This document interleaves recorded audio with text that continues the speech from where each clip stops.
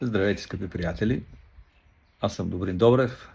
Здравейте всички баба Алино, баба Алино или някаква схема за десетки или стотици милиони левове, които отново са откраднати от всички вас.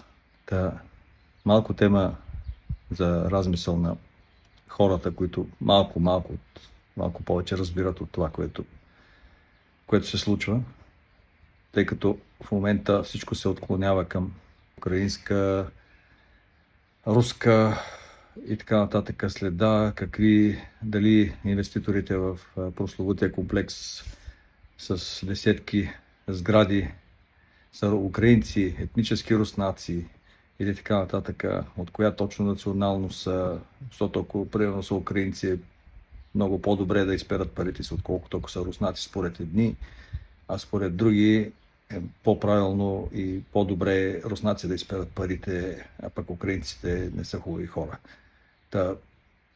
Ето ви още трета гледна точка. Местото, на което е построен прословутия комплекс. Всички му казват Баба Алино. Аз малко попроверих днес и се оказа, че просто това е Баба Али. Поразсъждавайте малко и върху турското име на българската местност, за да стане по-интересно. Вместо да гледате как може би повече от милиард са преминали през територията на България, напълнили са нечии частни джобове и сега ще плащаме пак всички ние. Ще плащат хората, които са си купили имоти, може би по два пъти, ще плащат всякакви там служебни лица и така нататък. Как се представяте, идва някакъв чужденец, който няма идея как се узаконяват сгради, някакви удостоверения за търпимост и така нататък. Как си представяте, че този човек откъде ще знае всичко това и как толкова много инстанции ще работят синхронно?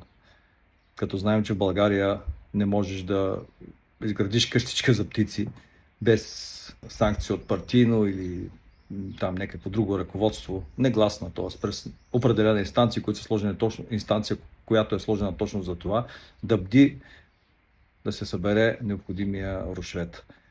И ще почна винаги с личен пример. Сега ще ви покажа обиска на моята фирма 2012 година. Сега ще го сложа да върви на екран.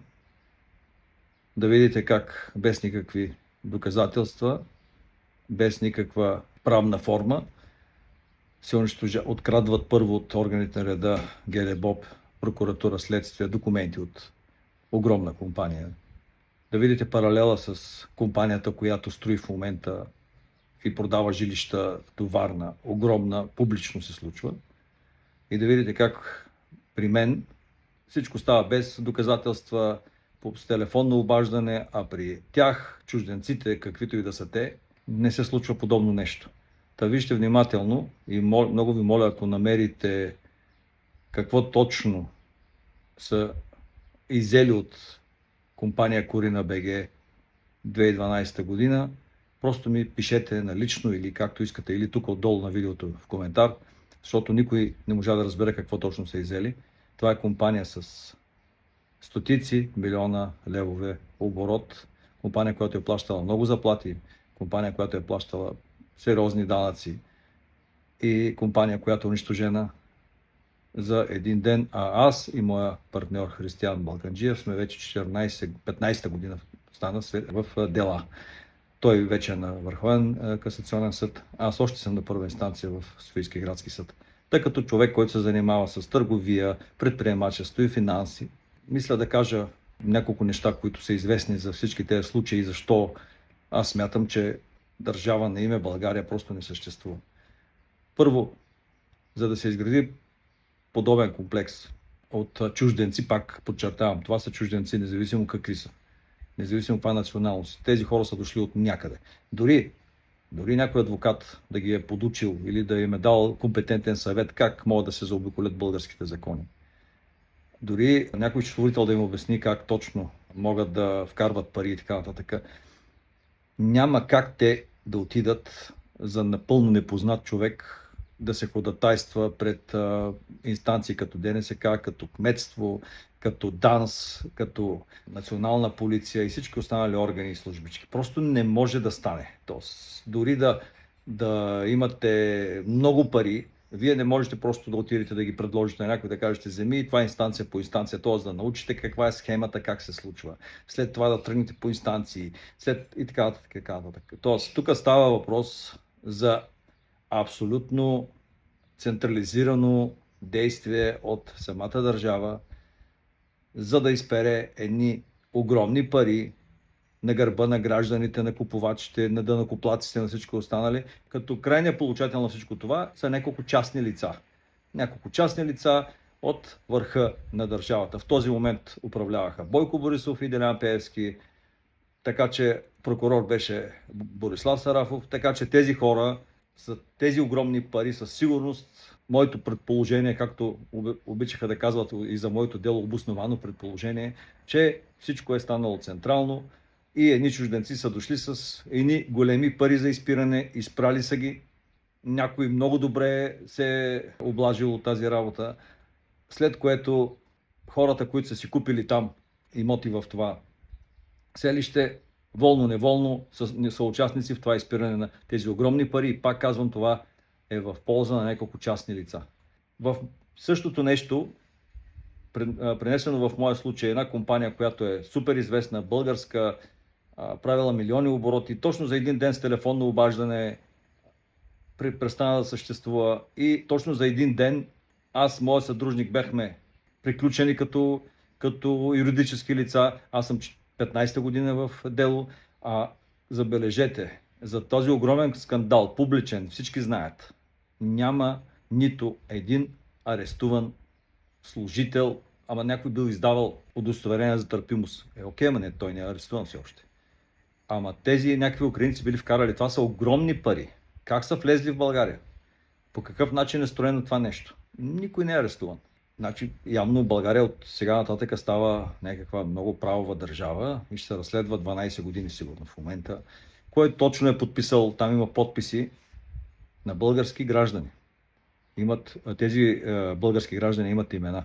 Цялата медийна машина на държавата е впрегната да ни убеди, че някакви чужденци са дошли и са излъгали цяла България, за да ги накарат да си купят апартаменти, политици и всякакви други известни, по-малко известни хора в този комплекс. Просто на сила са ги хванали, накарали са ги. Те са си купили тези имоти и съответно на сила са накарали една камара общински държавни чиновници да заверят една камара документи. Накарали са на сила една камара нотариуси да се подпишат и също така на сила са накарали едни банки, български банки да дадат кредити за тези имоти. Така че това сега, скъпи малумници, сега ще ви убедят в това нещо, че тези хора така са направили. В същия момент, в моята фирма, без никакви доказателства, 14 години съда ми казва следното. Ами ние ще докажеме, че има задължение. Ние ще докажеме после, че ти си съпричастен с тези задължения. 14 години на фирма, която прави огромни обороти, казват, ние ще докажеме, че изобщо има задължение. А 2-3 години между 21 и 24 година стотици милиони се хвърлят в една гора на защитена територия и сега доказват кой бил подписал и дали собственика на фирмата бил украинец, пък руски украинец, пък украински руснак. Ма какво ни интересува нас, какъв е собственика на фирмата? Ние в момента като държава отново ще влезем в някакви списъци, че разрешават, че е държавна политика да се пере пари. Да се перат пари. Значи държавна политика е да се перат пари. Така че аз като финансист, като човек, който се занимава с финанси, с предприемачество и търговска дейност, дълги години, явно след като 17 години държавата толкова много се интересува от мене и не ме оставя по никакъв начин, явно разбирам нещата, явно знам доста неща как се случват. Та си позволя да ви кажа каква е разликата между бизнеса в България и бизнеса в сравнително нормални държави, като Великобритания, като Италия, просто нормалния свят.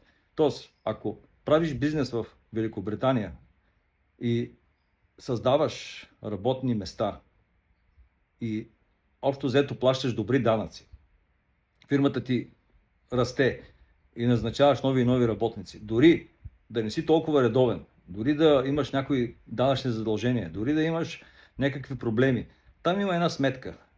Те казват така: окей, този примерно не плаща, или тази компания не плаща такива и такива данъци, не е най-изрядната, но той се грижи за 50, 100, 200, 500 човека.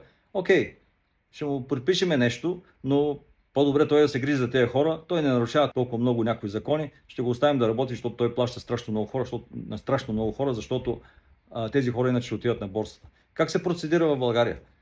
В България се процедира така: трябва да си тарикат. Тоест, дай да плащаме малки заплати, да изкарваме ни огромни пари, за да може с тези пари да плащаме на някои хора и съответно на инстанции, на политици, за да може и се казва, този човек е тарикат, плаща малко заплати и държавата го бута напред, защото той плаща добре под масата. Това в чужбина е изключително трудно да стане, защото ако ти си едноличен търговец, да го кажем, самостоятелен и с много малка заетост, ще гледат под лупа по простата причина, че ти не допринасяш за обществото. Там се гледа да назначиш колко се може повече хора и дори бизнесът ти да може да съществува с по-малко хора. Те те карат от банки, от данъчни и така нататък да назначиш повече хора, за да ти се разрешат повече неща да можеш да правиш. Примерно, ако строиш и дадена сграда може да я построиш в Великобритания с примерно 20 човека или 50 човека, ако ти назначиш още 50 или 100 човека, от банката и от общината ще ти дадат много по-бързо разрешителни за тази сграда или този бизнес, отколкото ако я направиш без хора или пък по българските рекатски с подизпълнители и там и така нататък. Имам достатъчно примери в Англия и от единия и от другия калибър и много от мои познати българи, които правят чудесен бизнес, но не назначават хора, срещат проблеми и казват: добре, аз съм си редовен, пък ме проверяват много данъчни и така нататък. Всичко ме е 6, обаче натискат ме постоянно. То почти като в България. Аз му казвам: добре, колко човека си назначил? Аз мога и без хора. Аз мога и с малко хора. Да, те са му казали в банка и в данъчни, че ако има хора, т.е. парите, които той прави като оборот и обем, предполага да има, да речем, 500 човека, а той има 50. И те му казват: окей, назначи хора, ние ще ти помогнем. Тоест държавата се грижи за себе си. Държавата се грижи за своите си поданици и за своите граждани. От друга страна има приятели, които не са много изрядни, но имат по 500, по 1000 човека на работа, но примерно не си плащат на време данъците, успяват да спасят някой друг данък. Те ги знаят, предупреждават го време на време, но самата мисъл, че те имат толкова хиляди човека или стотици човека на работа, казват: окей, не е голям проблем, по-добре да не гледа хората. Това в България е точно обратно. За някакво минимално съмнение фирмата ти бива спряна и унищожена, а собственика примерно си отива някъде. Тоест, вместо да кажат: окей, плати си данъци или ще те запорираме за нещо, те ти унищожават бизнеса. Това са стотици, хиляди такива бизнеси унищожени.